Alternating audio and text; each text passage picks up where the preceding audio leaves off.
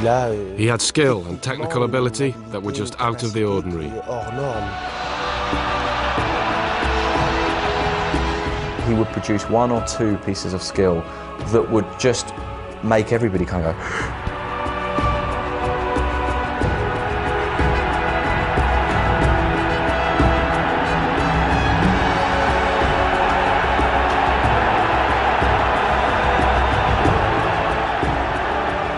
I think all lovers of football, and not just Real Madrid fans, enjoyed that goal.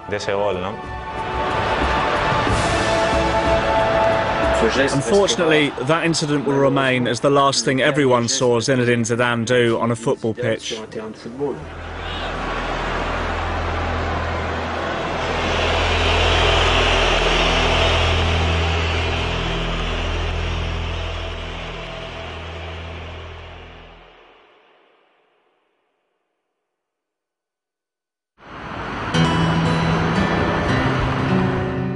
Zinedine Zidane was born and brought up here in the underprivileged Marseille suburb of La Castellane, which is home to mostly first and second generation immigrants. He's the son of Algerian parents of Kabyle origin who emigrated to France in the 1950s. Hence his middle name, Yazid, by which his close friends and family still call him today. At school during break times it was football. Nothing else was in his head but football. He played so much. When he finished school and went home, he'd throw his satchel down in the house and go out to this square and play football. All the time with his friends. All the time. That's all he did. Play with the ball. Although he left here to join AS Cannes as a teenager, he's never forgotten his roots. Today he funds the local football team, La Nouvelle Vague, and is the club's honorary president. Without Zidane, these youngsters wouldn't have a team to play for. He helps us financially and gives us a lot of support. He buys all sorts, balls, shirts, etc. And he's helped by his brother Farid. And with him, he's responsible for everything at the club. He joined the French side AS Cannes after being spotted by their scout, the late Jean Varot, the man who Zidane regards as the biggest influence on his career. He made his first team debut aged just 17, and those who played with him at the time remember his exceptional raw talent. At 18, he wasn't the great Zidane. No. He was already gifted technically, but he wasn't strong physically. But technically, he was superb. He had sublime skill, a superb touch, and all the moves. On a technical level, he was much more advanced than the rest of the team.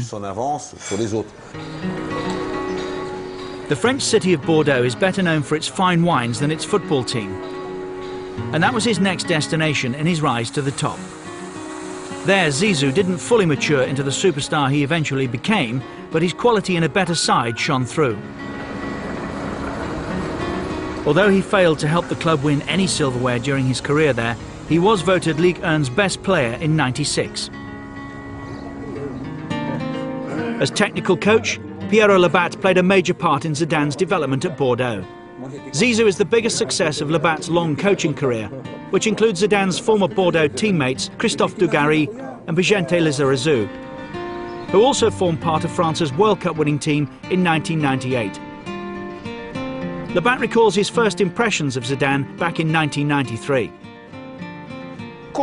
Because he was a player who appeared introvert. In fact, he doubted himself. I attempted to instill confidence into him. It was one of the first time in fact, that I applied psychology in order to provide him with the self-belief that allowed him to produce his full potential. Zidane was outstanding during his time at Bordeaux.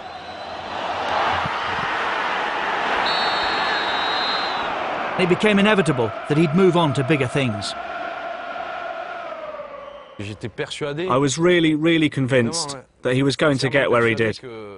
It wasn't possible for me to think any other way. He had everything: technique, mental strength, he was level-headed, and possessed the ability to question things in order to improve. In 1996, he joined the Italian giants Juventus. Serie A was considered the world's best league back then, and the Frenchman took time to adapt to its rigours.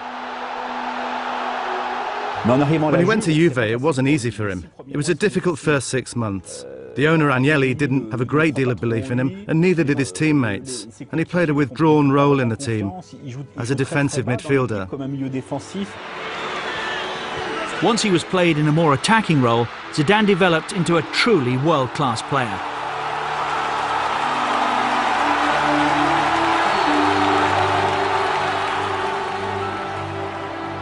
He inspired the old lady to consecutive Serie A titles in 1997 and 98. He proved the judgment of France's greatest player before him, a former Juventus legend himself, to be spot on. Michel Platini gave an interview to the Italian press in November '96 and said, "You're going to eat your words. Zidane is a playmaker. Take another look, believe in him and watch him change." And he did change at Juve, when everyone eventually put faith in him. Immediately after that second Scudetto, Zidane represented his country at the World Cup for the first time. France was the host nation, and the last time they held a major tournament, they won it. Platini inspiring them to the title at the 1984 European Championship.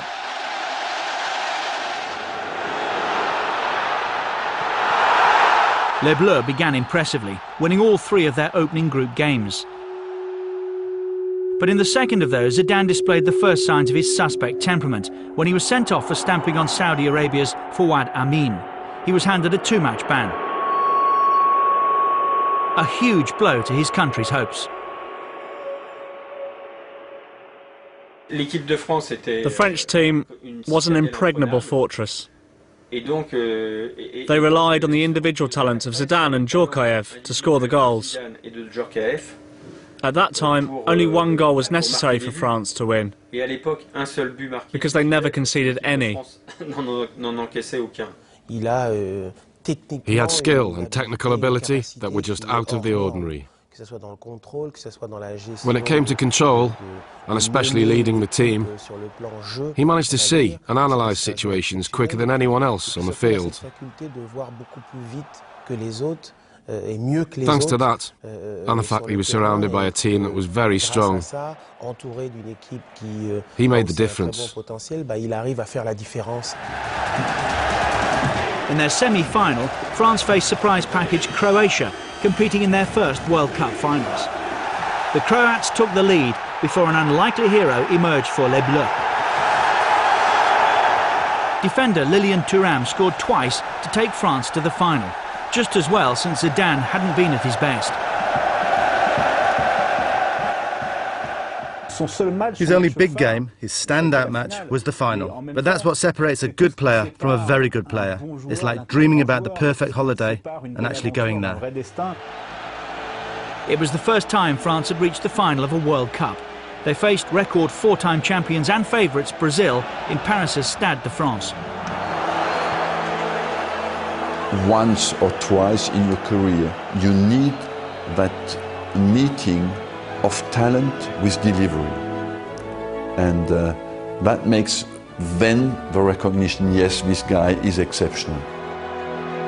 Cue Zinedine Zidane.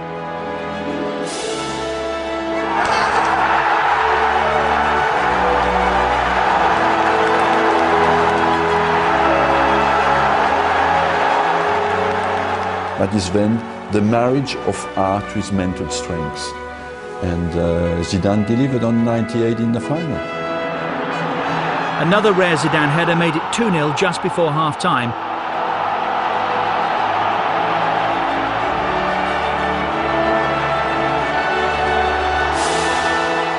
Proof that practice does make perfect. He had the touch of a genius, but he always told me, I'm not good with my head. I used to tell him, stop annoying me with your insecurities. I made him work on his heading. France eventually won 3-0. He gave a meaning to the way France played. Take the team, despite all the goals in 1998, it was mainly defensive. Zidane gave it balance. Without him, it was a team that lacked panache, lacked a positive image.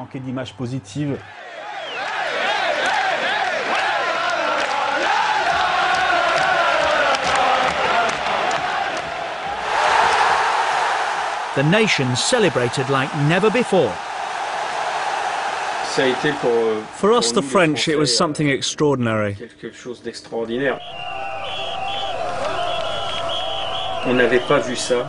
Nobody had ever seen anything like it since liberation after the Second World War. Nobody had ever seen so many people in the street like that. What's more, we'd never seen the people virtually as one, together.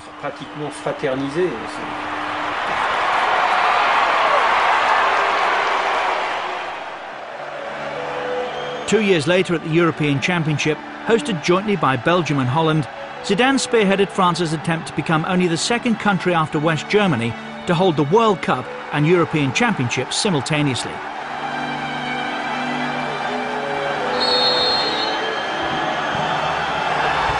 This free kick helped France defeat neighbours Spain 2-1 in the quarter-finals.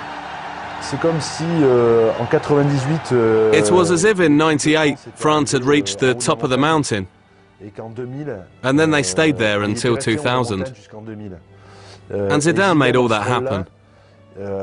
It was as though the French team still had a few metres left to climb to the top. But Zidane climbed those few metres for them, and his teammates followed.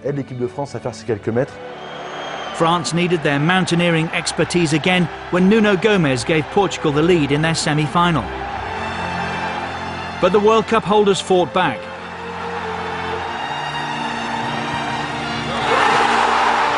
Thierry Henry equalised early in the second half.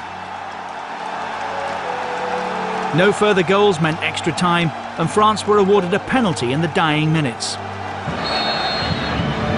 Zidane scored what was a golden goal. France were on the brink of conquering Europe for the first time since 1984. He was the leader just like Platini was in the 80s. Zidane was the leader of his generation. He was inspirational because he became the best player in the world. He was irreplaceable. Rotterdam's De Kuip Stadium hosted the final against Italy.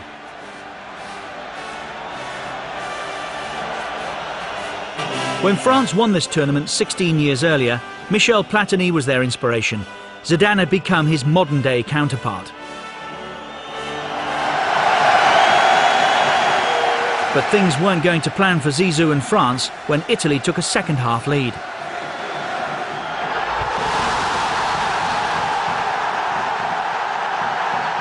Then, deep in injury time, Sylvain Wiltord scored a dramatic equaliser.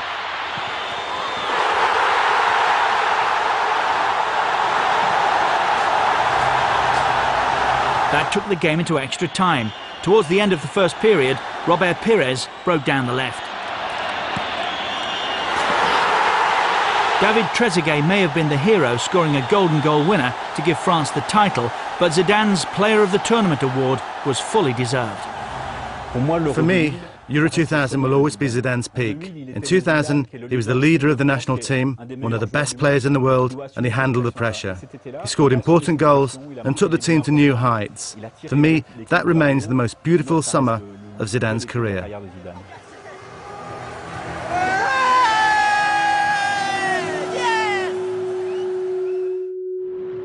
However, at club level, his demons were still in evidence. In a Champions League game for Juventus at home to Hamburg, Zidane was sent off for his headbutt on Jochen Kientz.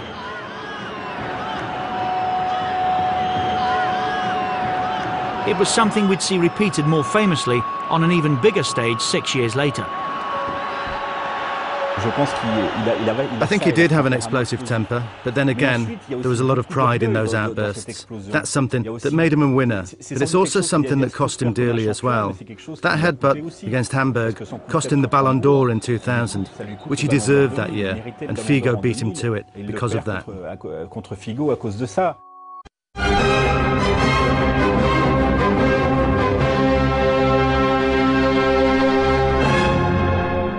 The following year, Zidane left Juventus to sign for the Spanish giants Real Madrid for a then world record fee of €76 million. He spearheaded President Florentino Perez's Galacticos policy, signing big-name players for big money to create a very marketable super team that would sweep all before it. Bizarrely, Zidane's career at the Bernabeu began at a meal table in Monaco. Perez realised that he couldn't talk to Zidane directly. There was too many people there, it was impossible to get to him. So he took a napkin and he wrote, "Do you want to play for Real Madrid?" on it, folded the napkin up, and the napkin went round the table, got to Zidane. Zidane opened it, and in English, yes, the napkin went back. And the Madrid chapter of his career began well as Real reached the final of the Champions League in his first season. In the final held in Glasgow, they faced the German side Bayer Leverkusen. Raúl gave the Spanish champions the lead, but Lucio soon equalised for the Germans. I scored, but everyone will remember Zidane's great goal. This was probably the pick of a career of highlights.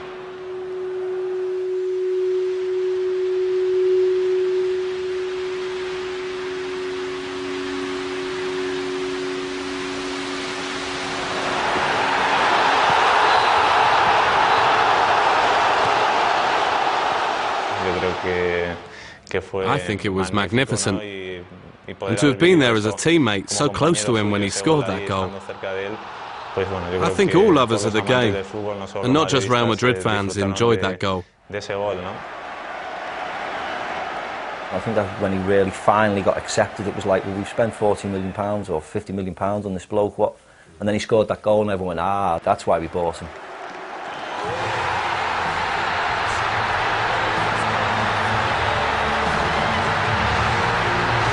That triumph gave the club its 9th European Cup, and the Galacticos policy looked set to pay dividends. Perez's dream of combining the Galacticos with the club's leading academy products, a policy labelled Zidanes y Pavones after Zidane and the youth team graduate Francisco Pavón, was ultimately flawed. The idea is the youth teams can be the players who understand what the club's about, they can feel what the club's about, they identify with it, and the stars make it glamorous and bring the fans in. Perfect combination, it would seem. There were a number of problems with it. The idea that it was a romantic image was slightly wrong.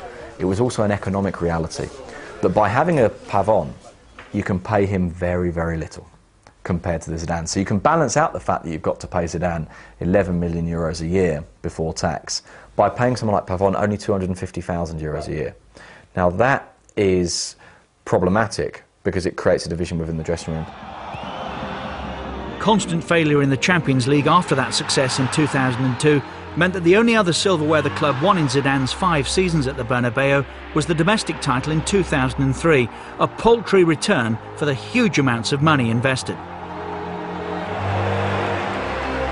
But nobody blames Zidane. Despite the failure of Madrid's superstars like Ronaldo, Figo and David Beckham to gel as a team, he was outstanding individually. Indeed, Zizou was named FIFA World Player of the Year again in 2003, 5 years after he first won the prestigious award while at Juventus.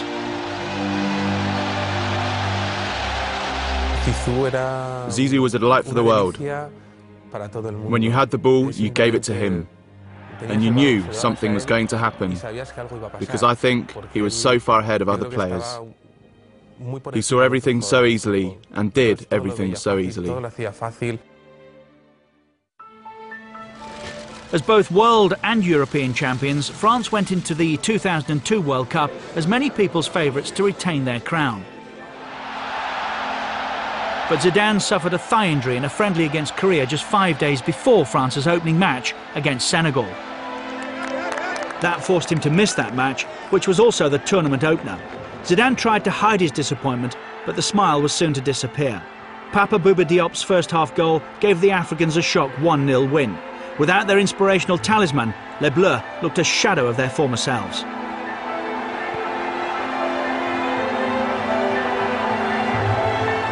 Zidane also missed their next game, a tame goalless draw with Uruguay, and French coach Roger Lemaire was forced to play an unfit Zidane in their final group game against Denmark, a match France had to win to stand any chance of progressing.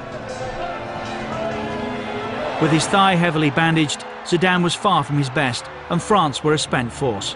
They lost 2-0 and went home in embarrassment, having failed to score in any of their 3 games and with the worst record of any previous World Cup winner. France weren't a one-man team, but far less of a force without their fully fit playmaker.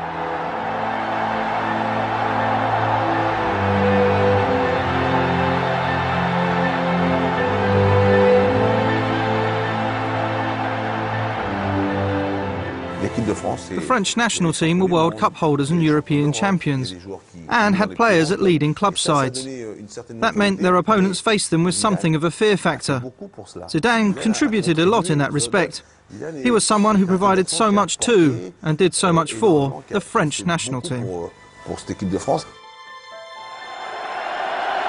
And with the aura of invincibility surrounding France a thing of the past, the European Championship in Portugal 2 years later provided the chance for Les Bleus to silence their critics, and with Zizou back to full fitness, their campaign began well. Their captain scored twice in injury time against England in the opening game to give his country a 2-1 win. With Zidane seemingly back to his best, many were tipping France to retain their crown. And facing unfancied Greece in the quarter-finals strengthened that claim. But Aguilos Haristeas' second-half strike for the eventual surprise champions was the only goal, and France were out. After the tournament, Zizou retired from international football, aged 32. France's lack of a replacement saw Zidane reverse that decision just over a year later. But he announced that the 2006 World Cup in Germany would mark his retirement from all forms of the game. He captained his country, scoring this outstanding solo effort in a 3-1 win over Spain in the last 16. And his penalty was the only goal of France's semi-final against Portugal. Berlin's Olympic Stadium was the venue for the final against Italy, and Zidane had the chance to give France the lead from the penalty spot. It was a chance he took. But the perfect end to an outstanding career never happened. I felt angry. I saw it as behaviour that was detrimental to the team, that damaged our chances, and which suggested that his last game was more important than the World Cup final for France. Marco Materazzi, who'd equalised for Italy to take the game into extra time, was writhing in agony on the pitch. He left us more than disappointed. He left us as battered as Materazzi.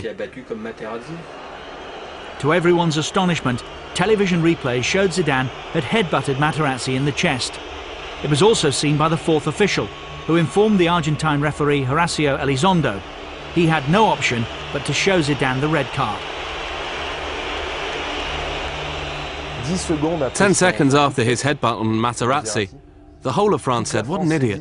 Why did he do that? You can't do that in the final of the World Cup. You can't take the law into your own hands in a final like that." He not only hurt the team, it was like he'd kicked his teammates. Later, it was revealed that Materazzi had insulted Zidane's sister, and France, without their captain, went on to lose the final on penalties. The following day, everyone forgave Zidane. What he'd achieved in his career overshadowed the mistake he made, which was, as he admitted, a mistake. They say all geniuses are flawed, and Zidane certainly fits into that category. Zidane was football's answer to the Bolshoi ballet, and I think that's absolutely true. Zidane was elegance above all else. His skill, control and vision made playing the game look easy.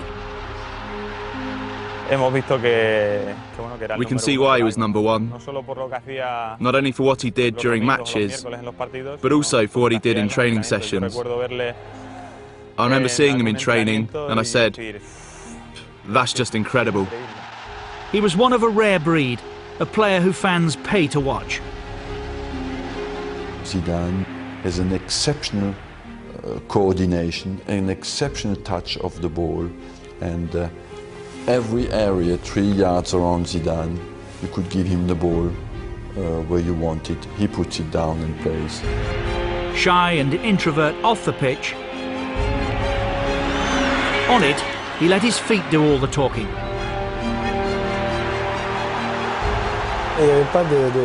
There was no chance of truly finding a way of stopping him. There was no secret against Zidane. Merci beaucoup for the memories, Zizou.